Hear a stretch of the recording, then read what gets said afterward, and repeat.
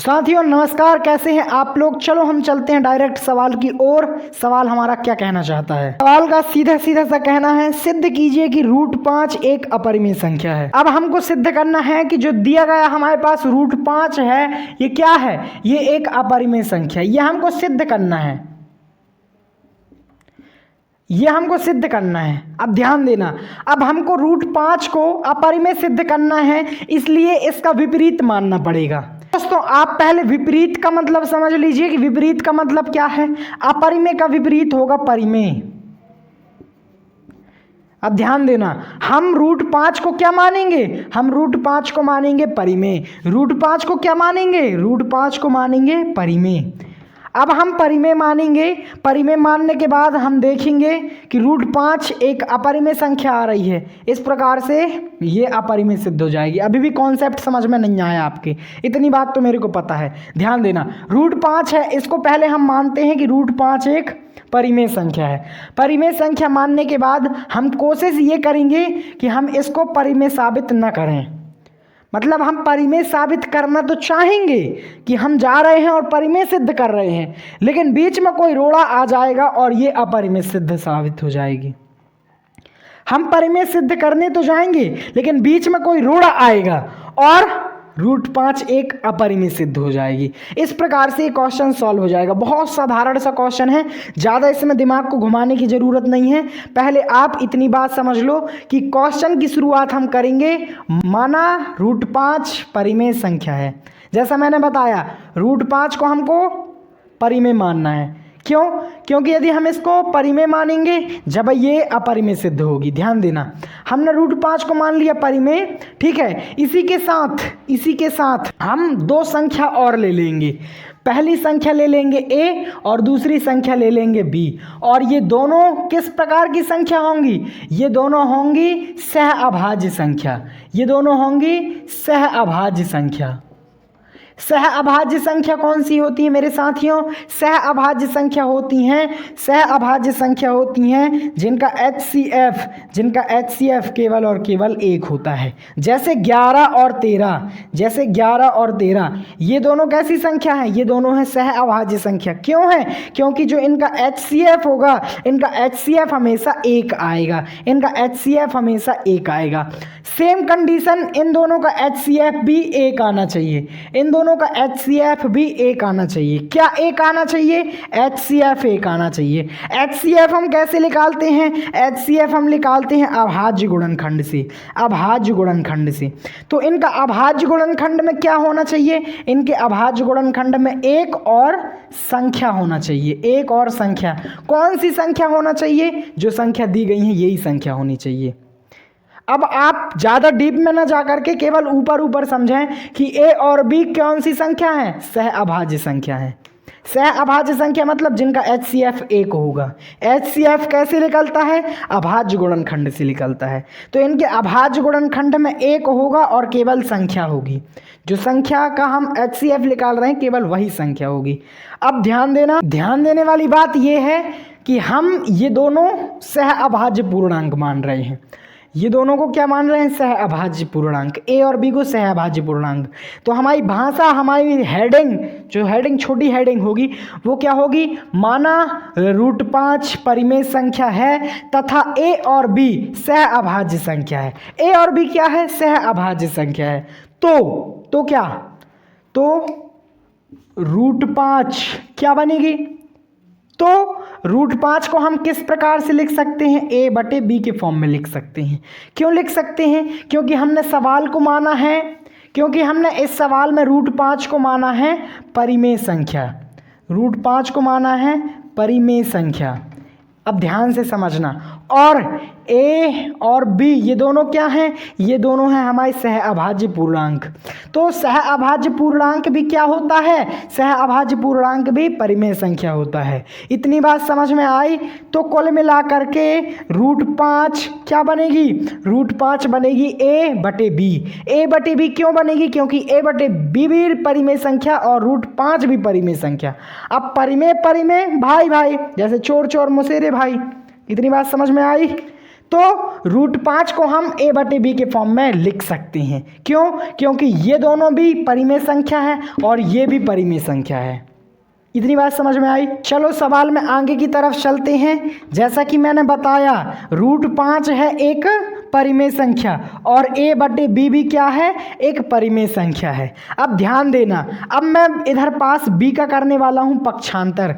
तो b अभी कैसा है? b है अभी बटे के फॉर्म में, b है अभी बटा के फॉर्म में। अब जब कोई भी संख्या बटा के फॉर्म में है मतलब वो संख्या भाग के रूप में है, वो संख्या भाग के रूप में है। अब जब कोई भी संख्या भाग के फॉर्म में होती है तब हम उसका पक्षांतर करते हैं तो वो संख्या भाग से गुणा में कन्वर्ट होती है, वो संख्या भाग से गुणा में कन्वर्ट होती है। जैसे आपके घर में शायद इन्वर्टर हो तो आप समझेंगे कि इन्वर्टर क्या करता है? डीसी को एसी बना देता है, डीसी को एसी बना देता है और एसी को डीसी। आप कहोगे एसी डीसी का है, करंट जानते हो ना, जो मोबाइल में बैटरी लगी हुई है, मोबाइल में बैटरी लगी है आपकी डीसी बैटरी, और जो हम घरों में बल्ब वगैरह देखते हैं इसमें होता है एसी करंट। ठीक है, इतनी बात समझ में आई? अब √5 a/b के फॉर्म में आ गया।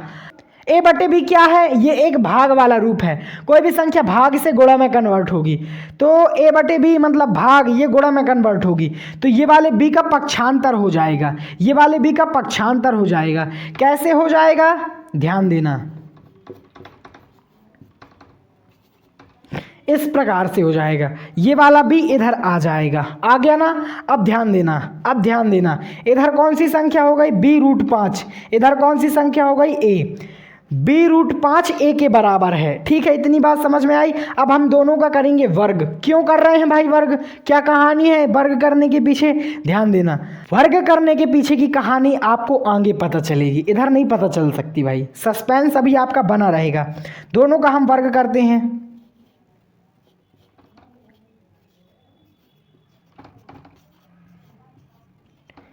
अब जब हम दोनों का वर्ग करेंगे तो आपको इधर थोड़ा सा दिक्कत जा सकता है। क्यों जा सकता है? क्योंकि संख्या थोड़ी उलपटांग है। इधर संख्या है हमारी b√5 इन दोनों का होल स्क्वायर, ये है संख्या। अब संख्या कुछ इस प्रकार की है तो इसको हल करने का तरीका भी थोड़ा सा मज़ेदार होगा। तो पहले अंदर वाली संख्या देखो, अंदर वाली संख्या है b√5। b√5 का क्या मतलब है कि b का √5 में गुणा है, b का √5 में गुणा है और दोनों का क्या लगा हुआ है? वर्ग लगा हुआ है। अब ऐसी जब आपको संख्या दिखे और आपको वर्ग दिखे तब आपको क्या करना है? ये वाला 2 b में लगा देना है, ये वाला 2 5 में भी लगा देना है। कैसे? ध्यान देना, तो इधर b² गुणित √5 का स्क्वायर।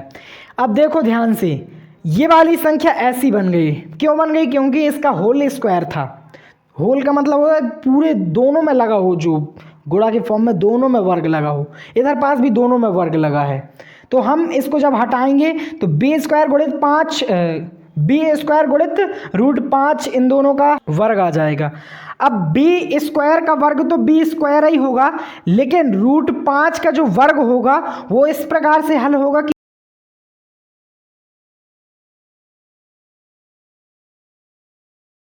इसलिए गुणित में 5 आ जाएगा, क्योंकि हमने रूट को तोड़ दिया, 5 के घर को हमने नष्ट कर दिया, तो बचेगा कौन? बचेगा 5। अब कोई भी संख्या ऐसी लिखी हुई है तो हम इस संख्या को 5b² लिख सकते हैं, इस संख्या को 5b² लिख सकते हैं। इस पूरी थ्योरी का, इस पूरी कहानी का लास्ट में सार क्या निकलता है? लास्ट में इसका सार यही निकलता है कि b√5 दोनों का होल स्क्वायर बराबर क्या आ जाएगा? 5b² आ जाएगा। इसका केवल इतना ही सार निकलेगा। ये एक कहानी होती है जो मैंने बहुत सारी यूट्यूब में वीडियो देखी, ये कहानी किसी में नहीं बताया जा रहा है, केवल आपको इसी प्लेटफॉर्म में देखने को मिल रही है कहानी। कहानी समझ में आ गई हो तो थोड़ा सा लाइक कर देना भाई। अब देखो, अब हम b√5 के होल स्क्वायर को लिख सकते हैं 5b², मतलब b√5 के स्क्वायर किस स्थान पर? 5b² आ जाएगा, इसके स्थान में 5b² आ जाएगा और इधर पास a का वर्ग क्या होगा? a²। ठीक है, इतनी बात समझ में आई साथियों। अब ध्यान देना, नेक्स्ट चरण में हमको क्या करना है? ये वाले 5 को फिर से पक्षांतर कर देना है। तो ये वाला 5 अभी कैसा है? गुणा के फॉर्म में है। जैसे कोई भी संख्या ये वाली ऐसी लिखी हुई है, मतलब क्या है, 5 गुणित बी स्क्वायर है, मतलब इसका मतलब हमेशा यही होगा। ठीक है, तो जब कोई भी संख्या गुणा से हटेगी तो वो कहाँ जाएगी, बटा में जाएगी। बटा मतलब भाग, तो जब कोई भी संख्या गुणा से हटेगी तो भाग में जाएगी। भाग का क्या मतलब होता है, इधर भाग का मतलब होता है बटा। ये कॉन्सेप्ट कहलाता है मेरे साथी। ठीक है, तो हम क्या करेंगे, पक्षांतर कर देंगे। B square equal to A square बटे 5। अब देखो इधर पास हमारा बी स्क्वायर 5 से कट रहा है, इधर पास हमारा बी स्क्वायर 5 से क्या हो रहा है, कट रहा है। बी स्क्वायर पूरा 5 से कट जा रहा है, इसका मतलब समझ रहे हो, इसका मतलब है ए जो है, ए भी हमारा 5 से कट जाएगा, ए भी हमारा 5 से कट जाएगा। ये जो अपन ने इधर कहानी बनाई B square equal to A square बटे बी, इसका मतलब क्या हुआ कि बी स्क्वायर 5 से कट रहा है। अब जब बी स्क्वायर 5 से कट रहा है मतलब ए गुणित ए, ये किससे कट रहा है, ये 5 से कट रहा है, तो इधर पास जो सिंगल ए है ये भी किससे कट जाएगा, ये भी 5 से कट जाएगा। तो मतलब क्या हुआ, मतलब हुआ हमारा ए क्या है, ए है एक सह अभाज्य संख्या, लेकिन ये तो कट रही है यार 5 से, क्योंकि अधिकतर सह अभाज्य संख्या कैसी होती हैं, अभाज्य संख्या होती हैं। जैसा कि इसमें दिया गया है सह अभाज्य संख्या, अभाज्य मतलब जो किसी से ना कटे, लेकिन इधर पास ए तो हमारा 5 से कट रहा है, यही विरोधाभास कहलाता है। यही कॉन्सेप्ट समझाने के लिए ये रामलीला करना पड़ रहा है। तो यदि कॉन्सेप्ट समझ में आ गया हो तो थोड़ा डटे रहना इस सवाल को करने में। अब एक सुंदर सी लाइन हम लिखते हैं,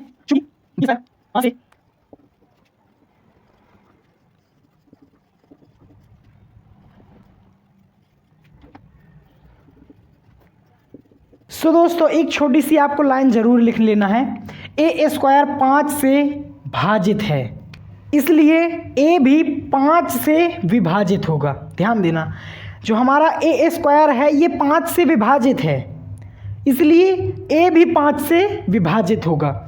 तथा अब हम अन्य पूर्णांक लेंगे सी, तथा अन्य पूर्णांक सी लेने पर एक अलग पूर्णांक हम ले लेंगे अब सी।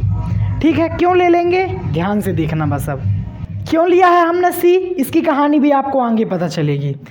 चूंकि हम अब ए के बराबर में क्या लिखेंगे, अब हम ए के बराबर में लिखेंगे 5c, ए के बराबर में अब हम 5c लिखेंगे। इसके पीछे की कहानी मैं बहुत जल्द आपको बताऊंगा। देखो अब ये नॉर्मल केवल समझते जाओ, लास्ट में जब हम इसको समराइज करेंगे तो माइंड खुल जाएगा एकदम। अब देखो इन दोनों को लिखने के बाद हम क्या करेंगे, दोनों ही पक्षों का वर्ग कर देंगे, दोनों पक्षों का वर्ग कर देंगे तो हमको संख्या मिलेगी ए स्क्वायर बराबर 5 का वर्ग करोगे 25 आ जाएगा, सी का वर्ग आ जाएगा सी स्क्वायर, अर्थात ए स्क्वायर बराबर 25c स्क्वायर। ठीक है, अब ध्यान देना, हमने इधर पास देखा था कि ए स्क्वायर बराबर है 5b स्क्वायर के, मतलब हम जहाँ कहीं भी ए स्क्वायर है वहाँ पास हम 5b स्क्वायर को लिख सकते हैं। क्यों लिख सकते हैं, क्योंकि ऐसा हमको इधर पास दिया गया है, ये हमने ही तो निकाला है। ठीक है, तो इधर पास भी ए स्क्वायर है तो हम ए स्क्वायर के स्थान में 5b स्क्वायर लिख सकते हैं। ध्यान देना, अब मज़ा आने वाला है इधर पास से। अब देखिए मेरे साथियों, मेरे प्यारे भाइयों, हमने लिखा 5b square equal to 25c square. ध्यान देना क्यों लिखा, क्योंकि b स्क्वायर के स्थान में 5b स्क्वायर लिख सकते हैं। क्यों, क्योंकि इधर पास हमने निकाला है। अब हम इस 5 का पक्षांतर कर देंगे इधर पास। पक्षांतर कैसा करेंगे कि 5 गुणा के फॉर्म में है, जब कोई भी संख्या गुणा से हटेगी तो बटे में जाएगी, तो b square equal to 25c square बटे 5। अब देखो कोई संख्या किसी से कट रही है, हाँ भाई कट रही है, 25 5 से कट रहा है, कितने बार में कट रहा है भाई, 25 5 से कट रहा है 5 बार में, 25 5 से कट रहा है 5 बार में। तो अब क्या आएगा, अब आएगा b square equal to 5c square, 5c square. अब ये जो कहानी बनी, ये कहानी बन गई इधर के जैसे। अब हम क्या करेंगे, 5 का पक्षांतर कर देंगे, तो b square equal to C square, इधर बटे में 5 आ जाएगा। कहानी बन गई ना, हमारा बी स्क्वायर भी 5 से कटने लगा। अब आप नेक्स्ट पार्ट में देखना कि इसके आगे क्या कहानी घटित होती है। जब तक के लिए आप अभी स्क्रीनशॉट मार सकते हैं और इस क्वेश्चन को थोड़ा सा दिमाग लगा सकते हैं। अब नेक्स्ट पार्ट की वीडियो कहाँ मिलेगी, इस वीडियो के डिस्क्रिप्शन में उसका लिंक दे दिया जाएगा। साथ में टॉपर सीरीज जो एक भयानक सीरीज है उसका भी लिंक दे दिया जाएगा।